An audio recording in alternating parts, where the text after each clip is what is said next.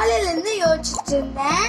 அப்ப வந்து அம்மா கிச்சனுக்கு போனேன். அந்த டைம் வந்து அங்க ஒரு இட்லி இருந்தது.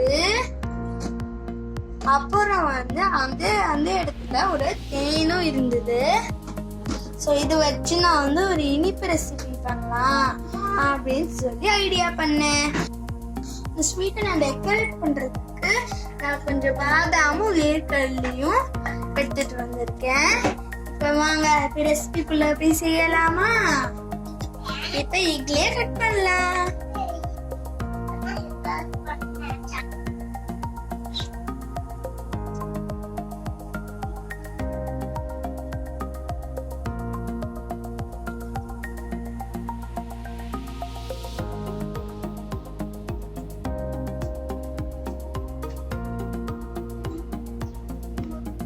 கட் பண்ணி முடிச்சாச்சு. இது ஒரு பவுலுக்குள்ள மாத்தலாம்.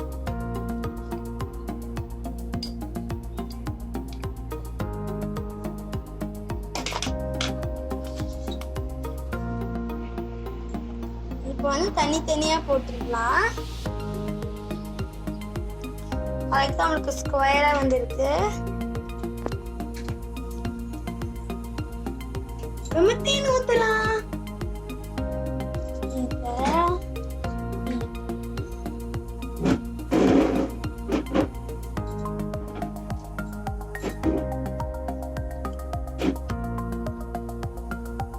பெரட்டிடலாம். அப்பதான் தேன் எல்லா அதுக்குள்ளேயும் போய் நல்லா அப்சர்வ் பண்ணும்.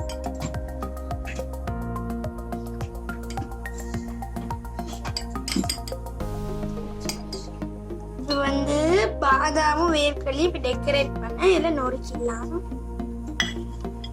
ஃபர்ஸ்ட் எல்லாம் தனித்தனியா நான் நொறுக்க போறேன்.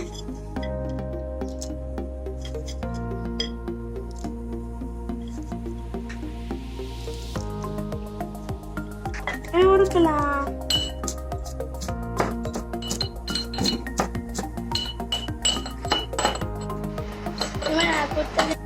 இந்த மாதிரி குத்துறது எனக்கு ரொம்ப பிடிக்கும். இப்ப மேல கார்னிஷ் பண்ணிடலாமா?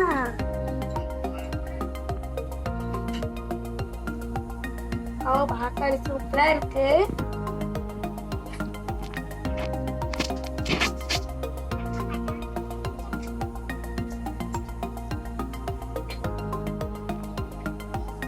வந்து 2 பாதாம் எடுத்து 2 சைடு வைக்கலாம்.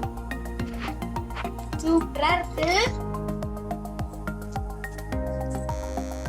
இப்போ வந்து நான் சாப்பிட்டு பார்க்க போறேன்.